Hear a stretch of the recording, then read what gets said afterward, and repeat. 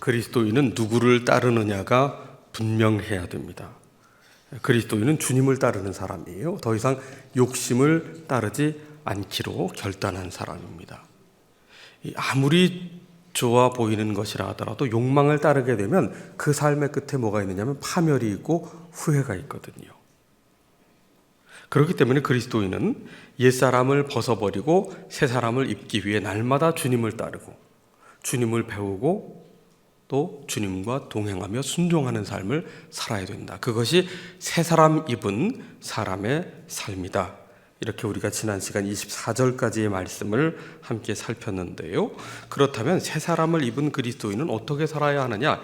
일상 속에서 나타나야 할 새 사람 입은 그리스도인의 생활 방식은 어떠해야 하는지 오늘 본문은 우리에게 말씀하고 있습니다. 그 첫 번째로 주시는 말씀 25절을 같이 읽어보겠습니다. 그런즉 거짓을 버리고 각각 그 이웃과 더불어 참된 것을 말하라. 이는 우리가 서로 지체가 됨이라. 아멘. 옛사람을 벗어버리라고 말씀했는데 구체적으로 무엇을 버리라고 말씀하셨냐면 거짓을 버리라. 그렇게 말씀합니다. 거짓을 버릴 뿐 아니라 이웃과 함께 참된 것을 말하라. 진실을 말하라. 여기서 이웃이란 1차적으로 예수 그리스도를 구주로 믿고 교회 안으로 들어온 그리스도인을 일컬어 말하는 겁니다. 세상은 거짓이 난무해요. 거짓과 속임이 가득한 곳이 바로 세상입니다. 거짓말도 계속해서 반복하면 사실로 믿게 된다고 하지 않습니까? 한 사회가 성숙했는지를 측정하는 척도는 이 신뢰입니다. 신뢰는 정직과 진실이 기초가 될 때 세워질 수 있는데 이 신뢰가 무너진 사회, 어떤 사회예요? 미성숙한 사회입니다. 여러분, 거짓은 그냥 그대로 있지 않습니다. 거짓을 가리기 위해 더 큰 거짓을 꾸며낼 뿐이지요. 거짓을 자행하면서도 부끄러운 줄 모른다든지 오히려 거짓을 행하고도 더 큰 소리를 내면서 뻔뻔하게 행한다든지 이 거짓이 만연한 세상에 나타나는 현상인데요. 세상이 아무리 거짓으로 가득하다 해도 성도는 그리스도인은 새 사람 입은 사람은 어떻게 살아야 되느냐? 옛사람을 벗어야 된다. 거짓을 버려야 된다. 과감하게 거짓과 속임수를 버려야 한다. 그렇게 말씀하고 있어요. 그러면서 새 사람을 입어야 한다 말씀하는데 그 새 사람의 생활 방식은 뭐예요? 참된 것을 말하는 겁니다. 진실을 말하는 거예요. 성경은 새 사람에게 뭔가 대단한 것을 요구하지 않습니다. 새 사람에게 무슨 신비한 능력과 은사를 요구하는 게 아니에요. 새 사람을 입은 사람의 삶은 그 다음부터 진실을 말하는 사람이어야 한다. 하나님과의 관계가 원수되었어요. 죄로 인해서. 이제 예수 그리스도의 피로 하나님과 화해하게 되었거든요. 그러므로 이웃과의 관계도 새로워져야 되는데 하나님 앞에서와 이웃과의 관계 속에서 진실하라. 이것이 새 사람의 모습이다. 여러분, 진실을 말한다는 것은요, 이 대화 속에서 나오는 거잖아요. 두 사람 이상이 모이면 거기 말이 섞이게 됩니다. 대화가 이루어지게 되는데 우리의 말에 청지기가 되어야 한다는 거지요. 여러분, 말을 할 때 중요한 것은 그 사람이 어떤 화술을 갖고 있느냐, 어떤 기교를 갖고 있느냐, 거기 있는 게 아닙니다. 그 말 속에 진실이 담겼느냐, 정직한 말이냐, 그것이 중요하다는 거지요. 이웃과 함께 성도 간에 이제 새 사람 되었으니 진실을 말하는 법을 익히고 훈련하고 반복하라는 거예요. 자, 이렇게 되면 많은 분들이 우려를 표합니다. 그건 성경에나 나오는 말이지 진실하게 살면 손해봅니다. 눈 뜨고도 코 베어가는 세상인데 어떻게 진실하게 성실하게 정직하게 그렇게 순진무구하게 살아서 이 세상 어떻게 살려고요? 그런데 사업하는 분들이 이구동성 말하는 사업의 원칙이 있어요. 돈을 잃어버리는 것은 일부를 잃어버리는 것인데 사람을 잃어버리면 다 잃어버린다. 작은 이익을 얻고자 거짓으로 속이면 결국 다 잃어버리고 망하게 된다는 거예요. 소탐 대실하면 안 된다는 겁니다.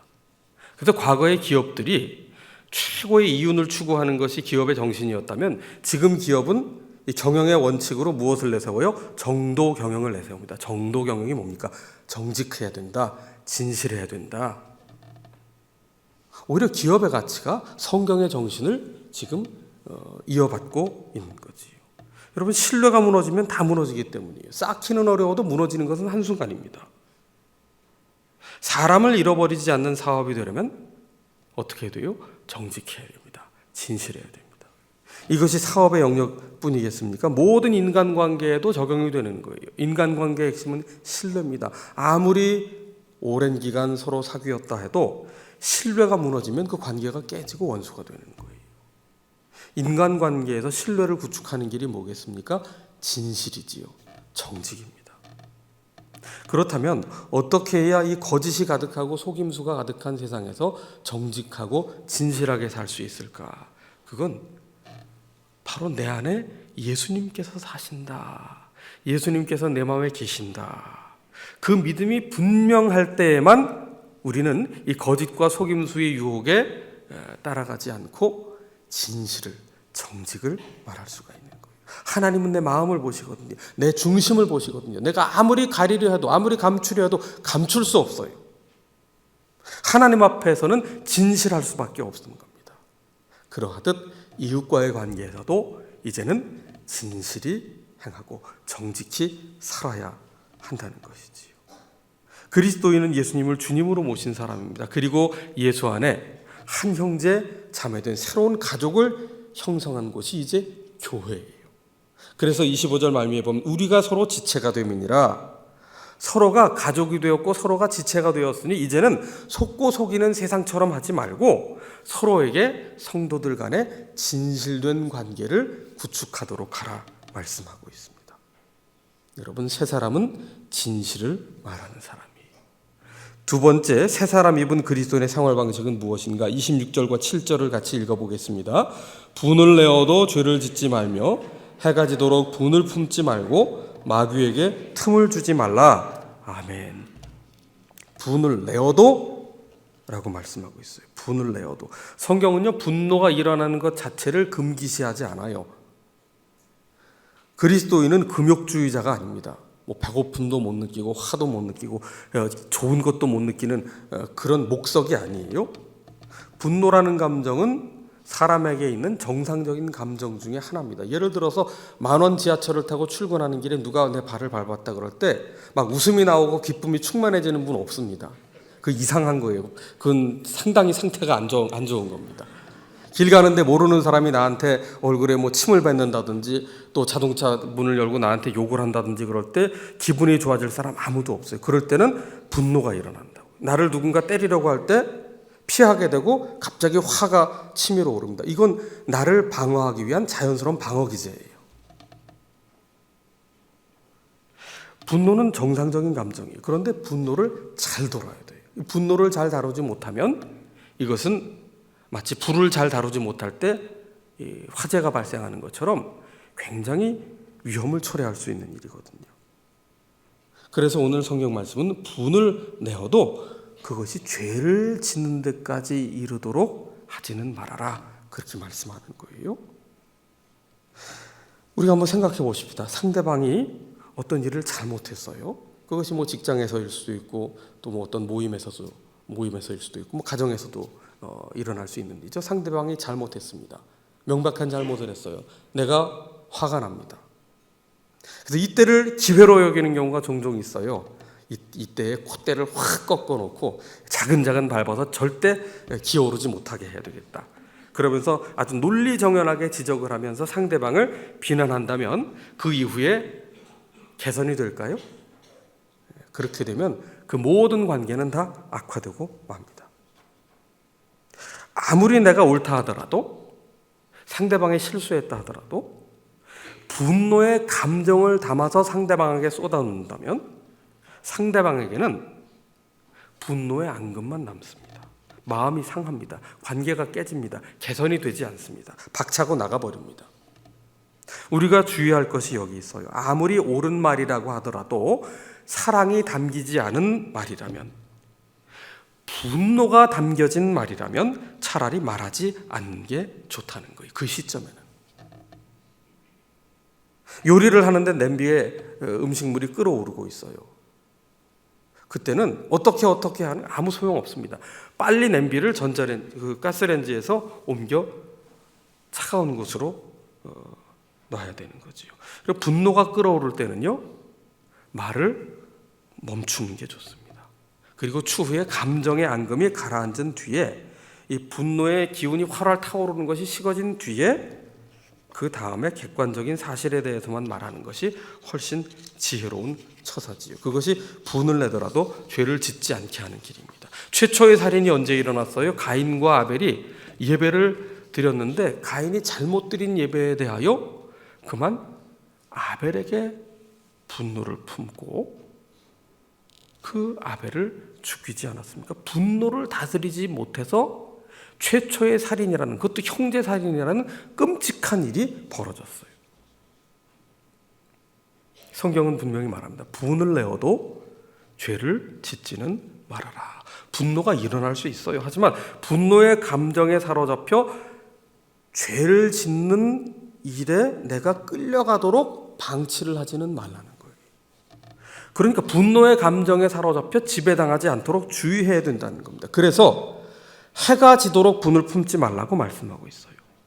자, 분노라는 감정을 잘 다스리지 못하면 해가 지도록 분을 품을 수 있다는 얘기입니다. 여러분, 해가 진다는 것, 저녁이 됐다는 거죠. 밤이 됐다는 것인데 유대인들에게는 저녁이 하루의 시작이에요. 해가 지도록 분을 품었다는 것은 그 이튿날 되기까지 계속해서 분노의 감정을 품고 있고 분노의 감정에 지배를 당하고 있다는 얘기지요.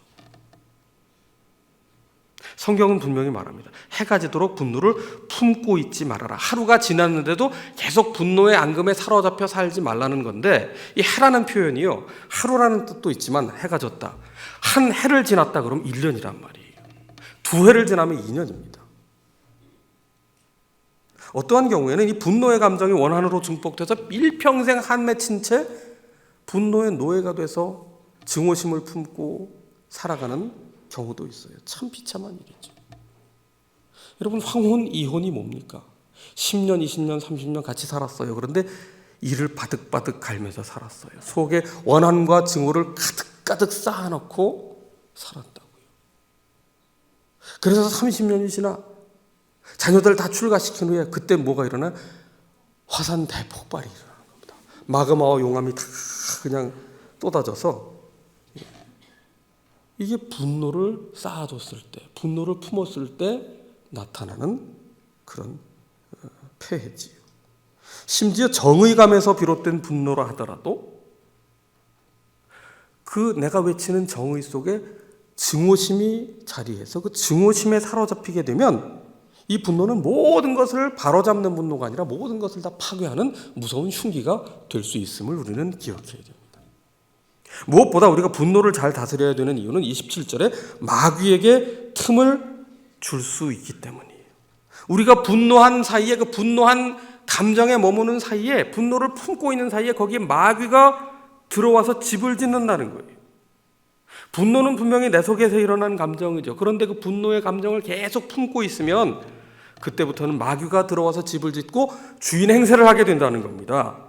그렇게 되면 더 이상 분노의 감정을 내가 조절할 수 없는 상태가 돼요. 마귀가 이끄는 대로 원한과 증오에 사로잡혀서 아주 무서운 삶을 살아가게 된다는 거예요. 그래서 분노는 단순히 감정의 문제가 아닙니다. 분노는 이 영적인 문제예요.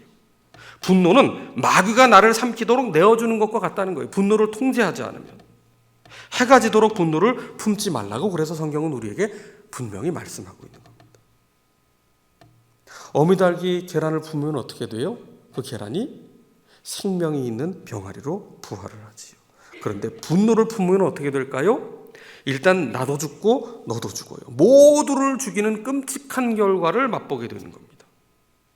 그래서 성경은 분노가 일어나더라도 그 분노를 해가 지도록 그 다음 날에 이르기까지 계속해서 품고 있지 말라고 말하는 거예요. 여러분, 우리가 분노를 품고 있으면은요, 분노가 안 일어나는 사람은 없겠지만 그 분노의 증오심, 원한, 앙금을 계속 품고 있으면 이건 마치 수류탄 안전핀을 다 뽑은 상태에서 내가 살아가는 것과 똑같습니다. 언제 폭발할지 모르는 거예요. 분노가 내 마음을 지배하지 못하도록, 마귀가 틈타지 못하도록, 증오와 원한이 나를 삼키지 못하도록 품지 말아라, 외면하라, 방치하라, 내버려 두라는 거예요. 분노가 나를 삼키려 할 때 상대하지 말라는 거예요. 끌어들이지 말라는 거예요. 거들떠보지 말라는 거예요. 야고보서 1장 19절은 말합니다. 성내기를 더디하라. 그 성내기를 더디하라. 그 앞에 뭐가 있어요? 말하기를 더디하라. 그 앞에 뭐가 있어요? 듣기를 속히 하라. 예. 성숙한 사람은 어떤 사람이에요? 말하기를 더디하는 사람. 정말 말해야 될까 할 때도 또 한 번 생각하고 웬만하면 말을 안 하는 거예요. 성숙한 사람이죠. 또 하나가 뭡니까? 성내기를 더디하라. 성이 납니다. 화가 납니다. 그런데 더디하라는 거예요. 더디하라는 거예요. 마귀에게 틈을 내주지 않도록 그냥 분노가 활활 타오를 때 그걸 쏟아내는 일을 하지 말라는 거예요. 대신 무엇을 속히 하라고요? 듣기는 속히 하라. 이런 사람들이 기피하는 유형이 있어요. 누구를 싫어하느냐 하면요, 자기 말만 하는 사람 다 싫어합니다. 자기 말만 그냥 처음부터 끝까지 늘어놓는 사람 누구도 좋아하지 않습니다. 마지못해 그냥 거기서 들어주는 거지요. 또 한 가지 유형이 있어요. 불쑥불쑥 화를 내는 사람. 예. 반대로 사람들이 따르는 사람이 있어요. 곁에 있고 싶어하는 사람들이 있어요. 같이 있으면 좋은 사람이 있어요. 누굽니까? 내 얘기를 들어주는 사람. 여러분, 말하는 게 어려울까요? 들어주는 게 어려울까요? 들어주는 게 훨씬 어렵습니다. 정말 어렵습니다. 1시간 말하는 것보다요, 1시간 주의를 기울여서 들어주고 공감해 주는 게 훨씬 더 어렵습니다. 에너지 소모가 얼마나 큰지 몰라요. 그래서 우리는 상대방이 뭔가 말하려고 할 때 어떻게 해요? 분위기 딱 봐서 눈치껏 중간에 딱 끊어버리고 말합니다. 이거 이 말 하려는 거지? 그거 이렇게 해. 내가 이렇게 해봤어. 딱 끊어버려요. 이건 대화가 아니지요. 대화는 충분히 존중받았다는 느낌이 들어야만 진정한 대화가 되는 거예요. 여러분, 될 수 있는 한 말을 적게 하십시오. 그리고 될 수 있는 한 성내기를 더디하십시오. 화가 가라앉은 다음에 그 이후에 폭풍우가 지나간 다음에 차근차근 사실에 대해서만 말하십시오. 이게 지혜입니다. 그리고 가능한 한 많이 들어주십시오. 그 사람이 사람을 얻게 되고요, 그 사람이 성숙한 사람입니다. 그런데 여기서 우리가 한번 생각해 볼 것은, 우리가 그럼 왜 분노하느냐는 거예요. 왜? 대부분 우리가 분노하는 이유는요, 폴 트립이라는 분의 말에 의하면 내 나라를 만들려고 하기 때문에 내가 분노한다는 겁니다. 다시 말해서 내가 주인 노릇하려고 하기 때문에 내가 분노를 품고 살게 된다는 거예요. 내가 통제하고 싶은데, 이렇게 이끌고 가고 싶은데 내 마음에 안 들기 때문에 내가 분노한다는 거지요. 대부분 분노는요, 가까운 사이에서 일어납니다. 모르는 사이에서 묻지마 분노가 일어나는 경우는 극히 드문 현상이고요. 일반적인 사회생활이나 성도와의 관계 이런 데서는 매너를 지킵니다. 근데 우리의 진짜 속내는 어디에서 드러나요? 아무도 모르는 가정에서 드러나죠. 이 폴 트립이 그런 말을 해요. 이 가족 사이에, 부부 사이에, 부모 자녀 사이에 이 분노가 걸러지지 않고 나타나게 되고 또 표현되고 드러나게 되는데, 그것은 다 내 나라를 구축하려는, 내 마음대로 하고자 하는, 내 마음에 맞게 뜯어고치려고 하는 내가 주인 노릇하려는 방식이 작동되기 때문에 분노가 일어난다고 그렇게 이야기를 하고 있습니다. 어떤 부부가 주일날 교회를 가려고 하는데, 자녀와 함께 그날은 교회 특별한 행사가 있어서 1시간 일찍 가야 되는 날이었대. 이 미국 교회 얘기인데. 1시간 일찍 가려니까 평소보다 얼마나 힘들어요. 또 교회 특별한 행사가 있으니까 아내된 분께서는 더 특별히 단장을 해야 되지 않습니까? 아이는 또 이불에서 일어나지 않아요. 그러니까 이 남편 또 아버지가 어떻게 했겠어요? 막 또 쏟아낸 거죠. 우리끼리만 있을 때. 막 쏟아낸 겁니다. 교회에서는 절대 쓰지 않는 용어들을 막 방언을 쏟아내면서, 교회에서는 평안하십니까? 이렇게 하지만 집에서 우리 교회 갑시다 이렇게 얘기 안 하잖아요. 막 끌어오르니까 우라부라 막 그런 겁니다. 그리고 겨우 이제 차를 타고 출발하는데 그 집에 아들이 그러더래요. 아빠가 조금 전에 우리한테 이렇게 화를 쏟아냈는데 그게 하나님 보시기에 옳은 행동 같으세요? 그렇게 묻더라는 거예요. 이 아빠가 아주 큰 충격을 받았다는 거죠. 큰 충격. 내 마음에 안 드니까 화를 내는 거예요. 내 마음에 안 드니까. 부부간에 운전을 하는데 이 아내에게 운전대를 맡겼더니 남편이 평소에 운전하지 않는 길로 가더라는 거예요. 남편이 한 지점과 한 지점의 최단 거리는 직선이다. 그러면서 이리로 가야 된다 그랬더니 아내가 내가 원하는 대로 가고 싶다고. 또 한 번 헬기를 타고 보면 여기서 이 길이 제일 가깝다. 그랬더니 아내가 당신이 운전할 때 그리 가라. 내가 이리 가라. 나는 이리 가겠다. 여러분 이게 싸우는 이유라고요. 내 방식이 아니기 때문에 내 마음에 안 들기 때문에 그래서 화를 내는 거라고요. 어떻게 하는 것이 하나님의 영광을 드러내는 길이고 어떻게 하는 것이 주님을 닮아가는 길일까? 그 거룩한 열망 때문에 분노를 하는 일은 극히 미미하다고요. 극히.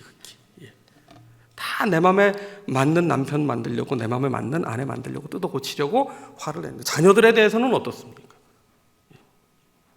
어떤 자녀 교육을 하는 분이 하는 이야기를 들은 적이 있어요. 우리가 자녀에 대해서 우리가 소유로 착각할 때가 있습니다. 은연중에 하나님께서 내게 맡기신 선물이고 생명이고 하나님의 영광을 드러낼 분명한 인격체인데 우리는 은연중에 내 아이라는 그 마음에 빠져서 조급함에 빠져서 내 마음대로 내가 공들인 대로 되어야 한다는 그 기대 때문에 은연중에 그렇게 되지 않을 때 어떻게 돼요?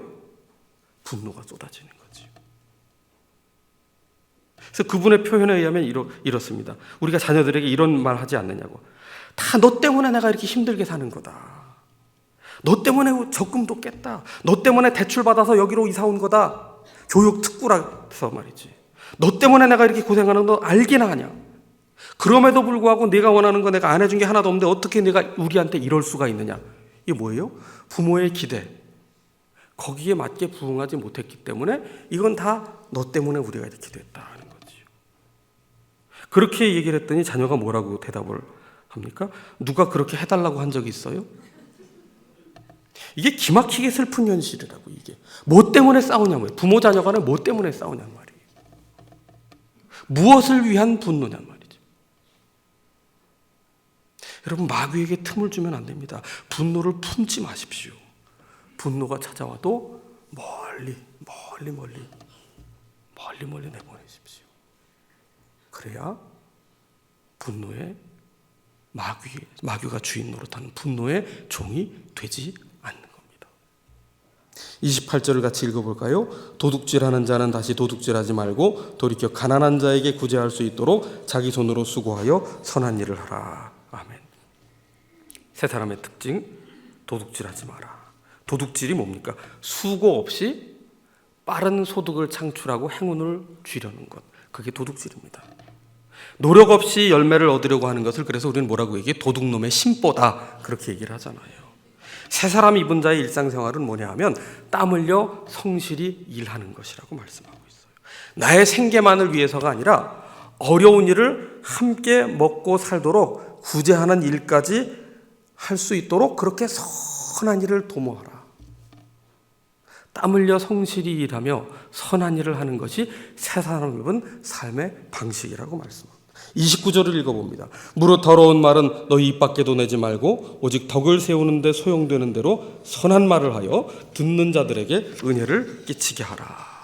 아멘. 더러운 말은 입에 담지도 말아라. 덕을 세우는 말을 하여라. 선한 말을 하여라. 여러분 온전한 사람은 어떤 사람이라고 말씀합니까? 야고보서 3장에 보면 말에 실수가 없으면 온전한 사람이라고 했어요. 다른 어떤 능력이나 어떤 실력보다도 입술의 혀를 제어하고 다스리는 것이야말로 가장 귀한 일이다. 그런데 이것은 참 어려운 일이지요. 혀를 다스린다는 게 얼마나 어려워요. 혀는 불이요 불의의 세계라고 했어요. 큰 배를 움직이는 작은 키와 같다고 했어요. 여러분 우리 사회에서 증가하는 폭력 중에 가장 으뜸인 것이 뭐겠어요? 지금 언어폭력 아니겠어요? 물리적인 폭력도 위험하지만 더 심각한 것이 언어폭력이에요. 왕따의 문제 대부분도 언어폭력입니다. 말은 공중에 퍼지면 사라져요. 그런데 이 말에 혹은 글에 영향력이 있다는 거예요. 인터넷에 실린 기사에 악성 댓글이 달리는 바람에 그 댓글을, 자신에게 써놓은 댓글을 읽고 자살하는 이들이 있잖아요. 무심코 내뱉은 말인데 사람을 죽게 할 만큼 영향력이 크다는 거예요. 잠언 18장 21절에 죽고 사는 것이 혀의 힘에 달려나니 혀를 쓰기 좋아하는 자는 혀의 열매를 먹으리라. 죽고 사는 것이 혀의 힘에 달렸는데 내가 어떤 말을 뱉든지 내가 한 말의 열매를 반드시 내가 먹게 된다는 거예요. 여러분, 요즘 정치권을 보십시오. 얼마나 선정적이고 선동적인 언사를 쏟아내고 있습니까? 모두 자기만 옳다고 목소리를 높입니다. 그러면서 상대방을 완전히 괴멸시키려고 하죠. 상대를 인정하지 않아요. 여러분, 보수냐 진보냐의 문제가 아니에요. 물론 우리에겐 각각 지지하는 정파가 있겠지만 하나님의 사람은 더 중요한 가치를 볼 수 있어야 되는데, 진실한가, 정직한가, 그렇지 않고 눈이 멀어서 내가 지지하는 그 정당만 옳다고 무조건 보는 것은, 이것은 여와 야가 공멸하는 길이에요. 여와 야는 견제와 협력을 통해 앞으로 나아가게 해야 되는데, 지금 우리 사회는 갈등 사회를 넘어서 서로를 괴멸시키려는 이런 상태에, 미성숙한 상태에 지금 나가고 있다. 여러분, 선한 말을 해야지요. 정직하고 진실한 언어와 행실, 선한 말, 이것이야말로 하나님을 사랑하고 이웃을 사랑하는 증거요 열매 아니겠습니까? 언어의 순화가 곧 성화의 시작입니다. 새 사람 입은 사람의 삶의 방식이라는 거지. 선한 말을 하는 사람이 새 사람이에요. 그렇다면 선한 말은 무엇일까? 말의 기준은요, 선한 말의 기준은 내게 있는 게 아닙니다. 내가 바른 말 했다고, 내가 옳은 소리 했다고 선한 말 되는 게 아니에요. 커뮤니케이션 이론에서 보면 메시지는 해석자의 몫입니다. 전달자의 몫이 아니에요. 내가 아무리 좋은 말, 아무리 많이 쏟아냈어도 결국에는 듣는 사람이 해석한 만큼만 메시지가 되는 겁니다. 받아들인 것만 메시지가 돼요. 자녀에게 게임하지 말라 100번 얘기하고 와서 밥 먹어라 50번 얘기해도 그 아이가 받아들여서 해석한 말만 말이 된다니까요. 안 들으면 그건 말이 아니에요. 내가 몇 번 해야 말을 듣냐? 안 들렸다니까요. 전혀 들리지 않았다니까요. 선한 말의 기준은요, 말하는 자에게 있는 게 아니에요. 듣는 자에게 은혜가 되느냐, 이걸 우리가 확인해야 된다는 거예요. 이건 듣는 자의 비위를 맞춘다든지 뭐 입에 발린 말을 하라는 얘기가 아닙니다. 은혜가 뭐예요? 듣는 자에게 은혜를 끼치게 하라. 예수 그리스도께서 십자가에 자신을 내어주셔서 우리를 죄와 죽음에서 살리신 사건이 바로 은혜 아닙니까? 은혜가 되느냐, 이 얘기는 상대방을 그리스도 안에서 살게 하느냐, 내가 건넨 말을 통해서 상대방이 그리스도 안에서 살아가도록 힘을 실어 주었느냐. 이제 이번 주말이면 명절이 됩니다. 우리 지역이 성북경찰서 관할에 있기 때문에 성북경찰서에 명절 때만 되면 가서 예배드리고 또 우리가 장학금도 건네드리고 그런 일을 하는데, 서장님께 물어요. 명절 때 되면 도난 사고나 강도 사고 이런 거 많지 않습니까? 물어보면 서장님이 딱 한마디 합니다. 아이고, 명절 때 되면요 가장 이유가 가족들 싸움 말리러 가는 거죠. 아니, 명절에 음식 그렇게 해서 같이 모여서 그렇게 먼 길 와서 같이 먹고 같이 웃자고 모여가지고는 일가 친척끼리 서로 피 터지게 싸우는데 그거 말리러 가는 게 경찰 출동 1순위라는 거예요. 명절만 되면 이 가족들 싸움 말리는 게 보통 일이 아니랍니다. 경찰들이. 여러분, 선한 말로 은혜를 끼쳐야 되는 거예요. 듣는 사람에게 은혜를 끼쳐야 되는 거예요. 새 사람을 입었느냐, 그 증거는 정직한 말을 하느냐. 분노에, 원한에 사로잡혀 살지 않고 분노를 멀리하고 있느냐. 땀 흘려 성실하게 일하는 가치를 실현하고 있느냐, 더불어 사는 가치를. 그리고 네 번째, 선한 말로 듣는 자에게 은혜를 끼치느냐. 새 사람을 우리가 추구해야 되겠습니다. 기도합시다. 하나님 아버지, 옛사람을 벗고 새 사람 되도록 우리에게 은혜 주시니 감사를 드립니다.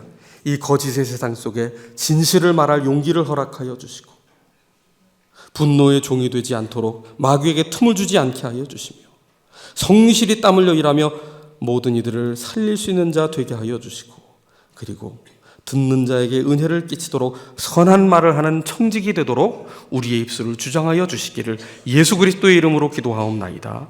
아멘.